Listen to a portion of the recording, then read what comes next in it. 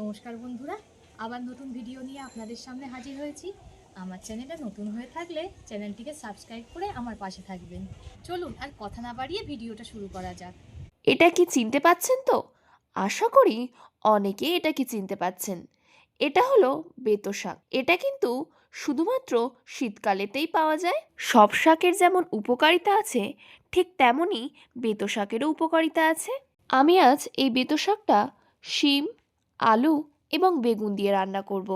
বেতো শাক কাটা থেকে একেবারে আপনাদের দেখাচ্ছি। গোড়ার দিকটা মানে শিকড়ের কাজটা বাদ দিয়ে আমি শুধুমাত্র এই পাতার দিকটাই নেব। এটা কিন্তু একেবারে তাজা বেতো শাক। শীত চলে যাওয়ার আগেই বেতো শাকের এই রেসিপিটা কিন্তু একবার বানিয়ে দেখবেন, অসাধারণ লাগে। আর যারা বেতো শাক খেতে পছন্দ করেন তারা কিন্তু কমেন্টে জানাতে ভুলবেন না। আপনাদের কমেন্টের আশায় থাকব এবং প্রতিটা কমেন্টে রিপ্লাই দেওয়ার চেষ্টা করব। তো একইভাবেই আমি সব শাকগুলোকে কেটে নেব। এতে যেহেতু আমি বেগুনও দেব, সেই কারণে বেগুনটাও কেটে নিচ্ছি।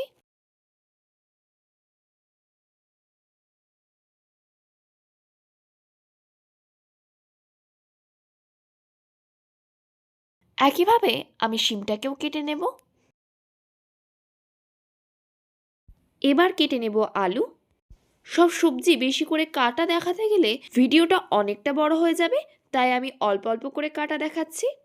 চলুন তাহলে বেতো শাকের রেসিপিটা কেমনভাবে বানাতে হয় শুরু করা যাক। কড়া আমি গরম হতে বসিয়ে দিয়েছিলাম, এতে দিয়ে দেব সর্ষের তেল। তেলটা গরম হয়ে গেছে, এতে বড়ি নিয়েছি, বড়িগুলো ভেজে নেব। বড়িগুলো একটু হালকা লাল করে ভেজে নেব। আপনারা চাইলে বড়ি নাও দিতে পারেন, কিন্তু বড়ি দিলে দুর্দান্ত লাগে খেতে। বড়িগুলো আমার ভাজা হয়ে গেছে, তুলে নেব। বড়ি ভাজা তেলের মধ্যে আবার একটু তেল দিয়ে দিলাম। তেলটা গরম হয়ে গেছে, এতে দিয়ে দেবো অল্প করে 5 ফোড়ন। 5 ফোড়ন থেকে সুন্দর একটা মিষ্টি গন্ধ বেরালে কেটে রাখা আলুগুলো দিয়ে দিতে হবে।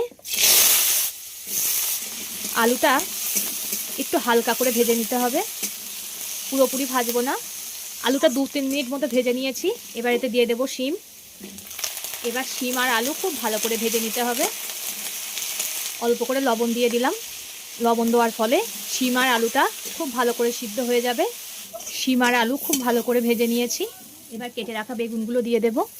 শিম আলুর সঙ্গে বেগুনটাকেও খুব ভালো করে ভেজে নিতে হবে। বেগুন পুরো গলে গেছে। এবার একটা চিকিয়ে রাখা কাঁচা লঙ্কা দিয়ে দিলাম। এবার ধুয়ে রাখা বেতো শাকগুলো দিয়ে দেব। বেতো শাকটা সব কিছুর সঙ্গে একটু কষিয়ে নিতে হবে 2 মিনিট মতো। এই বেতো শাকটা শুধু শীতকালেই পাওয়া যায়। এই শীতের সিজনে একবার হলেও এমনভাবে ট্রাই করে দেখবেন, ভাত বা রুটির সঙ্গে খুবই ভালো লাগে খেতে। 1 মিনিট মতো কষিয়ে নিয়েছি, দেখুন অনেকটাই কষে এসছে বেতো শাক। এবার এতে পরিমাণ মতো লবণ দিয়ে দেব। দিয়ে দেব হলুদ গুঁড়ো। লবণ আর হলুদ দিয়ে আবারও খুব ভালো করে কষিয়ে নিতে হবে। 5-7 মিনিট মতো কষানোর পরে দেখুন শাকগুলো একেবারে নরম হয়ে গেছে।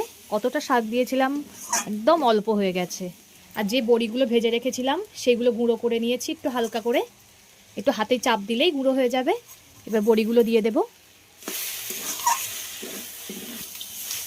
বড়ি দিয়ে 1 মিনিট মতো একটু ভেজে নেব শাকের সঙ্গে।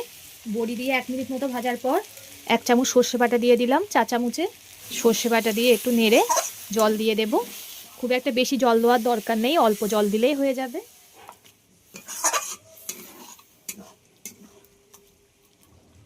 যেহেতু শাক সব কিছুই খুব ভালো রকমই সিদ্ধ হয়ে গেছে, তাই আমি এখানে অল্প জল দিয়ে দিলাম।